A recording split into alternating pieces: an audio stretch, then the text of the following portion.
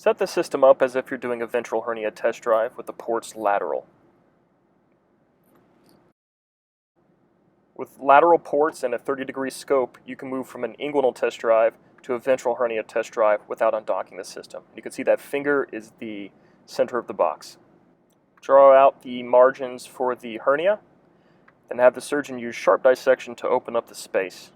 This is similar to scoring the peritoneum and opening it up.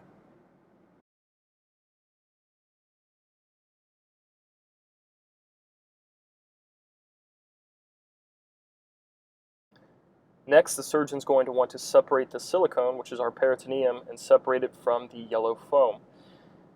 To get it started, you'll want to use some sharp dissection, but once you start to get it to peel back, have them use blunt dissection and focus on using the wrist because this will translate the most to an inguinal hernia.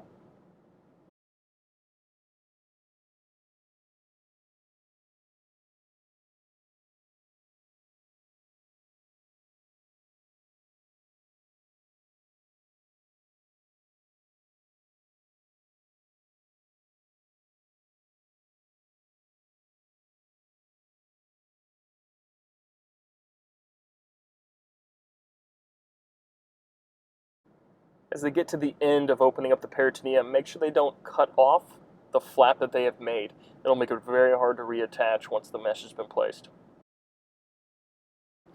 The final step of dissection requires you to cut a little release on the peritoneum, so just create a little flap. And you're going to need that because the mesh is going to fit underneath that, so do a full 360-degree cutout.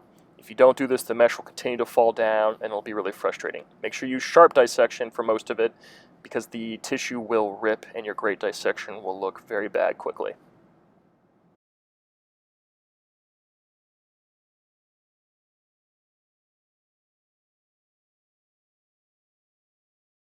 Previous to the case, have the mesh rolled up and a port just above the suture block.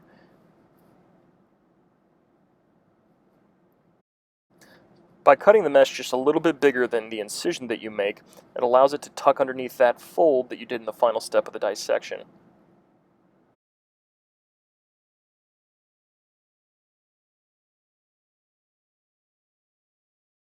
Finaling suturing can be very easy. The surgeon just needs to choose which modality they want to use, interrupteds, running, or V-lock. V-lock works very well if they can't tie, especially if this is a test drive so that they don't get frustrated.